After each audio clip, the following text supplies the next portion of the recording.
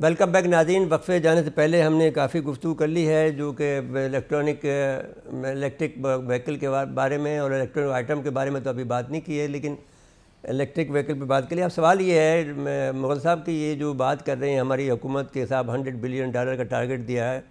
ایک زمانہ تھا جب ہم نواز شریف صاحب کے ساتھ تھے تو اس وقت ہم $5 بلین کے لیے بھیک مانگتے پھر رہے تھے تمام فیڈریشن کے پاس کہ صاحب ہمیں $5 بلین دے دو تاکہ ہمیں IMF سے جان چھوٹ جائے. اس وقت $5 بلین ہمیں نہیں ملے. اب $100 بلین کی بات کر رہے ہیں, تو یہ بتائیے یہ کہاں تک ممکن ہے کہ ایسا ہمارے یہ ایکسپورٹ کی یہ اس لمٹ تک پہنچ جائے گا؟ نہیں, یہ بالکل بھی کوئی ایسا ٹارگٹ نہیں ہے جو اچیویبل نہیں ہے. اس میں آپ دیکھیں کہ ہماری جو ٹیکسٹائل انڈسٹری ہے وہی اپنا جو ٹارگٹ ہے 30 بلین کو پورے نمبرز کے ساتھ بیک کر کے بیٹھے ہوئے ہیں. ہماری رائس جو سیکٹر ہے وہ 3 بلین کی ایکسپورٹ تو آلریڈی 2.53 بلین کی کر رہے ہیں, وہ بھی 5 بلین کا اپنا ٹارگٹ کر کے بیٹھے ہوئے ہیں. اسی طرح اگر آپ تھوڑا سا فوکس کریں آٹو موبائل سیکٹر کو, انجینئرنگ انڈسٹری کو فیسیلیٹیٹ کریں تو وہ بھی اپنا بہت اچھا نمبر ایک اچیو کر سکتے ہیں. اور سب سے بڑا جو ہمارا آسان high value addition low cost کے ساتھ جو ایکسپورٹ ہماری ڈالر ٹرمز میں ہو سکتی ہے وہ IT سیکٹر کی ہو سکتی ہے. تو ایک بہت بڑا پول ہے ہمارا IT سیکٹر کا, جس کو ہم ذرا سا فیسیلیٹیٹ کریں تو یہ 100 بلین کے ہم بہت اوپر جا سکتے ہیں.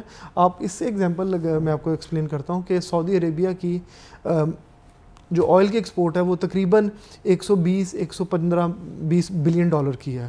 انڈیا کی صرف IT کی ایکسپورٹ 150 بلین ڈالر کے قریب ہے. تو سعودیہ کے آئل سے زیادہ انڈیا کی IT کی ایکسپورٹ ہے.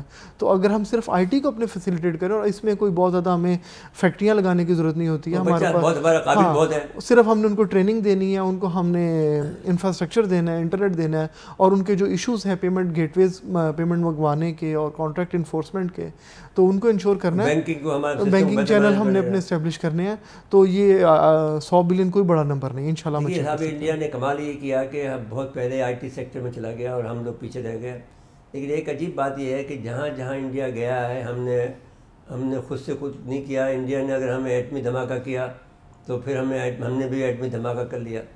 تو اگر ہم نے IT سیکٹر کو پکڑ لیا جس طرح سے آپ فرما رہے ہیں, تو واقعی یہ بات صحیح ہے کہ $100 بلین کا ٹارگیٹ اچیویبل ہے اور ممکن ہے کہ اس سے بھی بڑھ جائے. بالکل. تو IT سیکٹر میں ویسے ہمارے بچے اس وقت کام تو کر رہے ہیں, لیکن آپ یہ دیکھتے ہیں کہ کیا یونیورسٹیز وغیرہ میں, جیسے آپ کی یونیورسٹی جو یہاں بن رہی ہے گجرانوالہ میں, تو پھر آپ IT سیکٹر کو زیادہ اہمیت دیں گے؟ نہیں, یہ ہم لوگ بھی سارے دے رہے ہیں. گورنمنٹ کو اسٹیٹ لیول پہ بھی انکیوبیشن سینٹرز بہت زیادہ دینے ہیں, مینٹورنگ کرنے کی ضرورت ہے, ٹریننگ دینے کی ضرورت ہے. اور باقی ہماری یوتھ ماشاءاللہ بہت زیادہ ویل اویئر ہے. صرف ان کے جو روڈ بلاکس ہیں وہ گورنمنٹ کو دور کرنے کی ضرورت ہے, باقی اپنا راستہ وہ خود بنا لیں گے. ہمیں صرف ان کے جو پیمنٹ گیٹ ویز کے ایشوز ہیں, باقی ان کے جو کانٹریکٹ انفورسمنٹ ہیں, اور جو ان کے سیکٹر کے ایشوز ہیں وہ ہم اگر ریزالو کریں, باقی انشاءاللہ وہ خود اپنا راستہ بنائیں گے. اور کوئی بڑی بات نہیں ہے کہ ہم پاکستان میں یونیکارنز پروڈیوس نہ کریں. اچھا, تو آپ کا یہ خیال یہ ہے کہ اگر یہ آپ کہاں دیکھتے ہیں کہ پاکستان ایک دم سے ہم دیکھتے ہیں کہ وہ ایک دم سے اڑان پہ جا رہا ہے اور پھر ایک دم سے ڈپ ہو جاتا ہے, یہ کیا مسئلہ ہے؟ دیکھیے, یہ ہمارا مسئلہ ہے لانگ ٹرم ڈیسیژن میکنگ کا, لانگ ٹرم پالیسیز کا. ایک گورنمنٹ آتی ہے وہ کہتی ہے کہ جی ہم نے کنسٹرکشن انڈسٹری کو بوم دینا ہے. دوسری انڈسٹری آتی ہے گورنمنٹ آتی ہے وہ کہتی ہے کہ جی ہم نے کنسٹرکشن کو تو بالکل نہیں دینا, یہ تو معافی تسلسل نہیں ہے, کسی پالیسی کا تسلسل نہیں ہے. تو جب تک ہماری لانگ ٹرم پالیسیز تسلسل کے ساتھ نہیں ہوں گی, سیاست کو ایک طرف کر دیں, ذاتی اختلافات کو ایک طرف کر دیں, جو اکانومی کے اوپر بات ہو رہی ہے, اکنامیکل پلانز ہیں ہمارے, وہ اگلے 15 سال کے 20 سال کے سر جوڑ کے بیٹھ کے بنائیں اور ان کو بالکل ریلیجیسلی فالو کریں کہ اس کو ہم نے لے کے چلنا ہے. تو بالکل ہماری جو بیسکلی پالیسیز کی اگر ہم بات کریں, پاکستان کا جو بہت زیادہ بڑا مسئلہ ہے وہ لانگ ٹرم ڈیسیژن میکنگ کا مسئلہ ہے, کہ ہمارے پاس گیپ ہے کہ ہم لوگ آج ایک پالیسی بناتے ہیں, اگلے ٹرم میں وہ گورنمنٹ اس کو کنٹینیو کرتی. تو ہمیں چاہیے سیاسی اختلافات کو, ذاتی اختلافات کو, ذاتی انا کو پس پشت ڈالیں. آپ یہ کہہ رہے ہیں کہ سیاسی استحکام بھی چاہیے آپ؟ جی بالکل, لانگ ٹرم سیاسی استحکام چاہیے, لانگ ٹرم ڈیسیژن میکنگ چاہیے, اور اکنامک معاملے میں کوئی مداخلت نہیں. اکنامیکل پلان اگلا 15 سال کا 20 سال کا بنائیں اور اس کو ریلیجیسلی فالو کریں کہ آج ہم یہ پلان کر رہے ہیں, اور اس میں اسٹیک ہولڈرز کو انوالو کر کے وہ ڈیسیژن میکنگ کریں.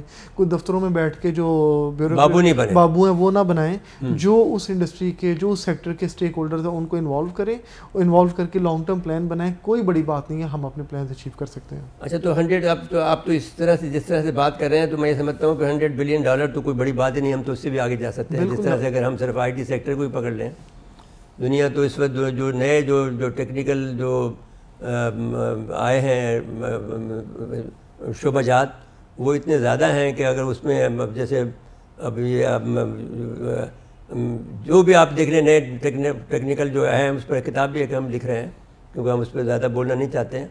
تو وہ شعبہ جات کو اگر ہم پکڑ لیں تو ہمارے لیے 100 بلین کیا اور بھی ہم آگے بڑھ سکتے ہیں. بالکل ایسے جیسے میں نے آپ کو بتایا ہمارے پاس تو ایسے زیادہ ان ایکسپلورڈ ایونیوز ہیں, جیسے ٹیکسٹائل تو ہے ہی ہے, انجینئرنگ ہے, آٹو موبائل ہے, رائس ہے, پولٹری اور میٹ ایک بہت بڑا سیکٹر ہے, حلال میٹ, جس پہ اگر ہم تھوڑا سا بھی فوکس کر لیں بہت زیادہ ہم اس کو ایکسپورٹ کر سکتے ہیں.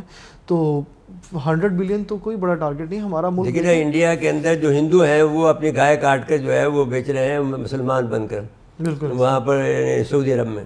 تو ہمیں تو مسلمان ہیں, ہمیں تو بیچ ہم تو بیچ سکتے ہیں. تو حلال میٹ سے ہمیں کافی پیسہ مل سکتا ہے. بالکل ایسے بہت بڑا ریونیو, بہت بڑی ایک مارکیٹ ہے, بہت بڑی مارکیٹ ہے. ہاں تو میں سمجھتا ہوں کہ یہ آپ کا جو گفتگو ہے اس سے بڑی خوش آئند ہم سمجھتے ہیں کہ دو باتیں آپ نے بہت اہم کہی ہیں. ایک تو یہ ہے کہ IT سیکٹر کی جو بات آپ نے کہی ہے یہ بالکل پاسبل ہے, اور دوسری بات جو آپ نے کہی ہے کہ استقلال ہونا چاہیے, تسلسل ہونا چاہیے, اور سیاسی جو ہم آہنگی بھی ہونی چاہیے کم سے کم معیشت کے معاملے میں. بالکل اور تسلسل جو پالیسی کا جو تسلسل جو 15 سال کی پالیسی بنائیں اس کا تسلسل جاری رہنا چاہیے. تو یہ ایسی باتیں ہیں. اور پھر جو آپ لوکل لیول پر جو آپ کی جو آپ نے جو اقدامات کیے ہیں, آپ نے جو کامیابی حاصل کی ہیں اس کی ہم آپ کو مبارکباد پیش کرتے ہیں. اور میں سمجھتا ہوں کہ جس جذبے اور حب الوطنی کا اظہار آپ کر رہے ہیں اس کو جاری رہنا چاہیے. اور وہ دو باتوں کے حوالے سے بھی کہ یہ گجرانوالہ جو ہے ایک بڑا ہب ہے ہمارا, اور ہم اس پر مستقبل کے جب دیکھتے ہیں تو ہم اس کو بڑا مقام پہ دیکھتے ہیں کہ پاکستان کی جو صنعتیں ہیں اور پاکستان کی جو معیشت ہے وہ ان 3 بڑے شہروں پر سے زیادہ بہتر ہوتی ہوئی نظر آتی ہے.